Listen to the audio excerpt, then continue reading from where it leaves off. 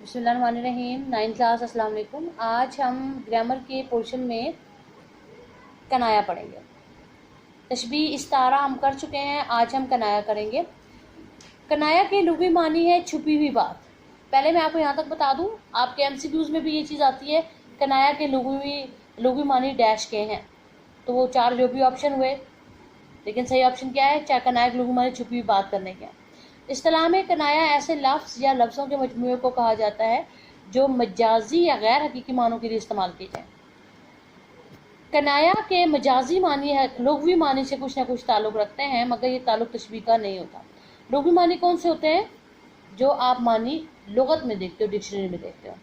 ठीक है। अब जब आप इसके अलावा आप ये डेफिनेशन भी आ सकती है कि लफ्ज़ या लफ्ज़ों के ऐसा मजमुआ कि जिसमें मजाजी या गैर हकीकी मानों के लिए अल्फाज को इस्तेमाल किया जाए, उसे हम क्या कहेंगे? तो वो आपका कनाया होगा। इन डेफिनेशन को जब आप याद करेंगे तो आपने इसे थोड़ा सा समझ के याद करना है। एक चीज़ है कि आप उसको पढ़कर ऐसी रट्टा सा लगा लोगे तो वो फिर बात आपको समझ नहीं आएगी। लिखने में तो आप उसे लिख लोगे, लेकिन उससे रिलेटेड कोई एमसीक्यूज आपका आ गया, उस डेफिनेशन में से आ गया, तो उसको करना फिर आपके लिए थोड़ा मुश्किल हो जाएगा। ठीक है। अब जब आप अपनी नोटबुक पे कनाया का लिखेंगे तो कनाया की आपने हेडिंग दे दी। ये हम इस नोटबुक पे आते हैं। कनाया की आपने हेडिंग दे दी। अब आपने डेफिनेशन लिखनी है ना, इसके नीचे 2 फिंगर 3 फिंगर स्पेस छोड़ें। आप अपनी डेफिनेशन लिखे। इन्वर्टर हमेशा आप कोई भी डेफिनेशन आप लिख रहे हो, ठीक है, यहाँ पे आपकी मार्जिन लाइन होगी तो आपने उस मार्जिन लाइन से पहले स्टॉप, फिर इसके नीचे लिखे, फिर लिखें, पास करें, यहाँ पे आपकी ख़त्म हो जाती है। फिर आप यहाँ पे इसके नीचे फिर हेडिंग दें मिसालें। आप इस हेडिंग को ब्लैक पेन से दे दें, इस हेडिंग को भी ब्लैक पॉइंटर से दे दें, और बाकी डेफिनेशन आप ब्लू से ही लिखें। उसको ब्लैक से ना लिखें, लेकिन लिखें इस तरीके से दरमियान में करके। ठीक है। तो आपकी डेफिनेशन कहाँ तक आएगी? मगर ये ताल्लुक तशबीह का नहीं होता, यहाँ तक आप इस डेफिनेशन को लिखोगे। फिर आप मिसालें लिखेंगे। उसको काले ने काटा। काला का लफ्ज़ यहाँ पे कनाया इस्तेमाल किसके लिए किया गया? सांप के लिए। अब बेटे को और से बात देकर कलेजा ठंडा हुआ। कलेजा ठंडा होना किसके लिए होता है?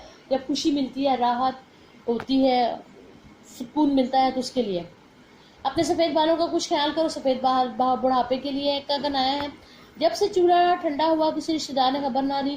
चूल्हा ठंडा होने का मतलब क्या होता है? कि गुर्बत आ जाना, गरीबी आ जाना, और वो बड़ा तंग दिल है, ये कंजूस आदमी के लिए इस्तेमाल होता है। नोटबुक पे आपने इसको कैसे लिखना है? जैसे मैंने अभी आपको यहाँ पर बताया, आपने हेडिंग दे दी मिसालें। अब मिसाल आपने लिख ली, ब्लू पेन से आप लिखेंगे उसको काले ने काटा। अब इसी से नीचे वाली लाइन में आप लिखोगे जो लफ्ज़ है ना, यहाँ पर काला, मैंने काला को बॉक्स में कर दिया। जब आप लफ्ज़ लिखेंगे काला तो इसको काले पेन से लिखिएगा। काला, थोड़ा सा डिस्टेंस देख लिखें। काला यहाँ सांप का कनाया है। फिर आप लाइन छोड़ दें। फिर आप दूसरी मिसाल की तरफ आए। दूसरी मिसाल है, बेटे को और से बात देकर माँ का कलेजा ठंडा हुआ। आप इसे सिंपल ब्लू पेन से लिखें।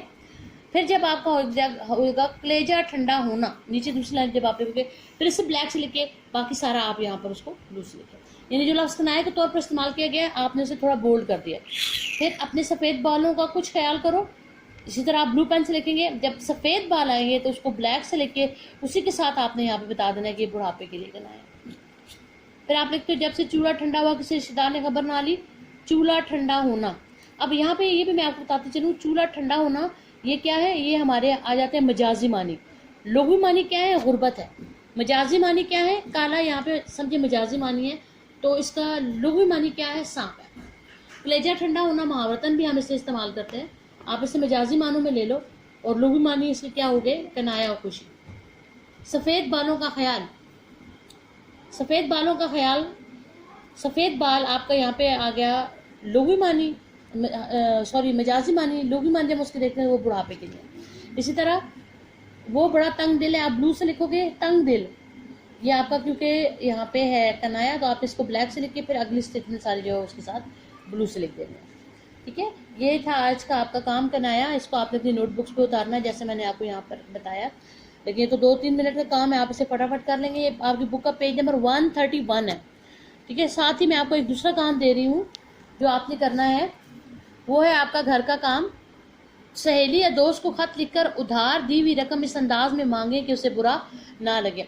आपके फ्रेंड पे कोई मुश्किल वक्त आया और आपने उसे पैसे दिए, अब आपको उन पैसों की ज़रूरत है, आप वो पैसे से वापस मांग रहे हैं, इसमें आप उसकी कुछ सॉलिड रीज़न लिखें, या आप उसे ये बता दें कि आपने यूनिवर्सिटी में एडमिशन लेना है तो एडमिशन फ़ीस में आपको पैसे कम पड़ रहे हैं, आपने वो करना है। या अब आप ये कह सकते हो कि आपकी यूनिवर्सिटी की क्लासेस शुरू हो गई हैं और आपको उसको मोटरसाइकिल की ज़रूरत है, आप मोटरसाइकिल ख़रीदना चाहते हैं।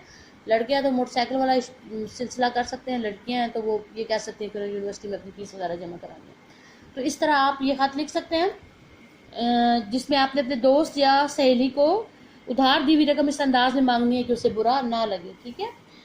अच्छा, एक और चीज़ जो मैंने आपसे 9th क्लास कहनी है, लास्ट टाइम जो मैंने होमवर्क दिया था रुदात, मुझे सिवाय हुदा फातिमा के और किसी का फीडबैक नहीं आया, and she done very well. उन्होंने बहुत अच्छी मुझे रुदात लिख कर भेजी, मुझे बहुत अच्छी लगी, दैट्स वर वेरी नाइस। लेकिन अब मुझे लगता है कि मुझे मैम ज़ेब से आपके पेरेंट्स का नंबर लेना पड़ेगा और लगता है कि अब उनसे बात करनी पड़ेगी कि वो अब घर में चेक एंड बैलेंस रखें, और फिर अब मुझे उनसे रिपोर्ट लेनी पड़ेगी और पूछना पड़ेगा कि बच्चे काम क्यों नहीं कर रहे, ठीक है। तो पेरेंट्स तक बात जाने से पहले है कि हमारा आपस का मामला आपस में तय हो जाए, तो ये ज़्यादा अच्छी बात है कि आप जो है वो होमवर्क मुझे वक्त पे करके दें और मुझे मौका ना दें कि मैं आपके पेरेंट्स से आपकी जो है वो कंप्लेन करूं। तो आई होप कि ये होमवर्क जो है ना मुझे आपका टाइम पे मिलेगा। ओके, अल्लाह हाफिज़।